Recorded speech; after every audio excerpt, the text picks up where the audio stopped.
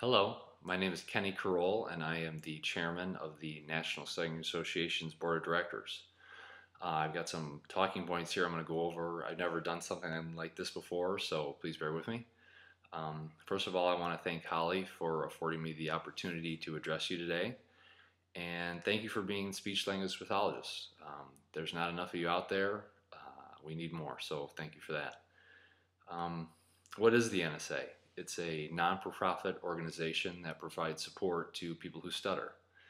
We support people who stutter. We support their loved ones, their families, the parents, significant others, whoever is important to them in their lives that also need support in dealing with stuttering.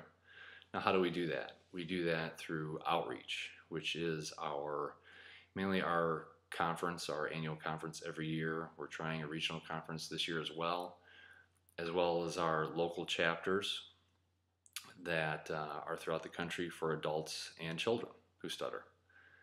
Anybody can attend. You as SLPs can attend. I highly recommend you do. I'm sure Holly will talk about that.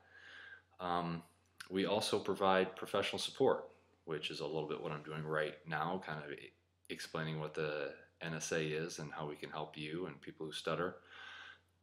We also have CEU units, CEU classes offered across the country with our Family Fun Days, which is another outreach project that we do. We also promote ethical research. We provide subjects, people who stutter, for research projects that are ethical. We also provide education and advocacy for people who stutter and their loved ones as well. So that's our four-pronged approach for supporting people who stutter. Another thing I wanted to talk about was when you are providing therapy to people who stutter. There's much more to it than just the fluency shaping or stuttering modification. I am not an SLP, I'm not a researcher, so I can only talk from my personal experience as a person who stutters. Don't forget to treat the heart and the mind. There's such a large aspect of it that people are missing. Try to be positive when you're treating people who stutter. It can be as simple as when someone comes in for therapy and says, I had a horrible day, I had a bad day, words like that. Just say, you know what, you had a disfluent day, and just leave it at that. Try to change it from the negative to the simple positive. I was disfluent today, tomorrow's another day. Go on to the next conversation. Try to keep pushing forward. Something else, promote your clients to attend an NSA meeting or an NSA conference. One of our mottos is, if you stutter, you're not alone. I was almost 20 years old before I met another person who stuttered. So try to promote that as well. If you're seeing children, especially ones with parents who are having a hard time as well. Sometimes, I have found anyway, of all the parents that I've talked to, sometimes the parents have